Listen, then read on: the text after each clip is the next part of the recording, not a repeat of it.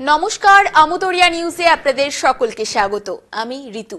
শুরু করছি আজকের গুরুত্বপূর্ণ কিছু খবর।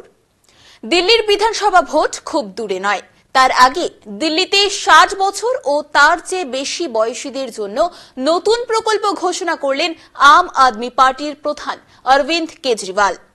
সঞ্জীবনী যোজনা নামের এই প্রকল্পে দিল্লির যে সমস্ত নাগরিকের বয়স 60 বছর অথবা তার চেয়ে বেশি তারা হাসপাতালে বিনামূল্যে চিকিৎসা পরিষেবা পাবেন। 3 দিনের মধ্যে এই প্রকল্পে নাম নথিভুক্ত করার প্রক্রিয়া শুরু হবে বলে জানিয়েছেন তিনি। আগামী বিধানসভায় আম আদমি পার্টি জিতলে ওই প্রকল্প চালু করা হবে। আসছি পরবর্তী খবরে। তিনি মালয়েশিয়ার বিদেশ মন্ত্রী, তাতে কি? সে দেশেই একটি রেস্টুরেন্টে বসে জনসমক্ষে সিগারেট খেতে দেখা গিয়েছে তাকে।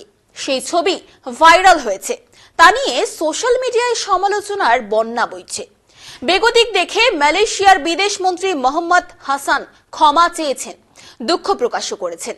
আম জনতার ক্ষোভ তাতে মেটেনি। শেষ অবধি বিষয়টি নিয়ে কড়া পদক্ষেপ করেছে মালয়েশিয়ার স্বাস্থ্য মন্ত্রক। বিদেশ মন্ত্রীকে ধূমপান নিষিদ্ধ থাকা এলাকায় সিগারেট খাওয়ার অপরাধে সে দেশের মুদ্রায় 90,000 টাকা জরিমানা করেছে। বিদেশ মন্ত্রী দুঃখ প্রকাশ করে সেই টাকা মিটিয়ে দেবেন বলে জানিয়েছেন। 2019 সালে মালয়েশিয়া সরকার সমস্ত খাবারের দোকান এবং রেস্তোরাঁগুলিতে ধূমপান অবৈধ ঘোষণা করে। আসছি পরের খবরে। নাসার মহাকাশচারী সুনিতা উইলিয়াম এবং ভ্যারি উইলমোরের আন্তর্জাতিক মহাকাশ স্টেশন থেকে ফিরে আসতে আরও দেরি হতে পারে।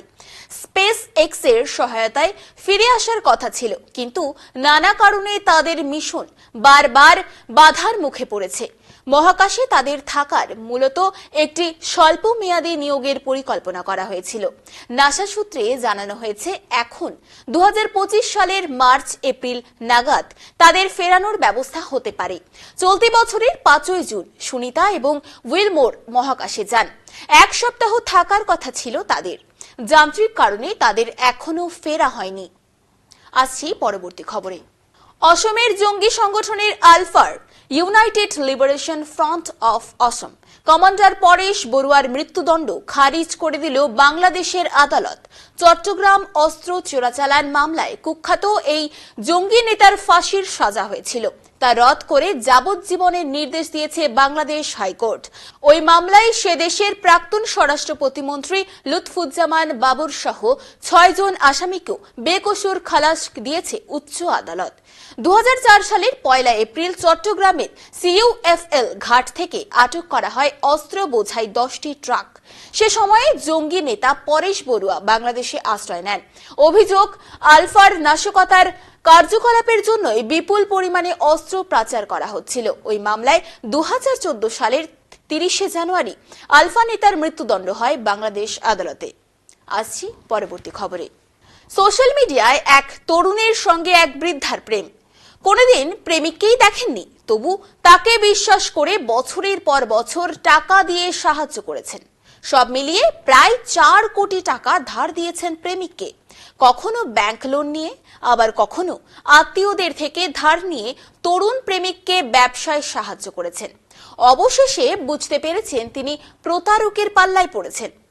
মালয়েশিয়ার কুয়ালালামপুরের ঘটনা। প্রেমিকার অভিযোগ পেয়ে পুলিশ তদন্তে নেমেছে, তবে প্রতারকের হদিশ এখনো মেলেনি। এখন এই পর্যন্তই। পরবর্তীতে ফিরব অন্য খবর নিয়ে। ধন্যবাদ।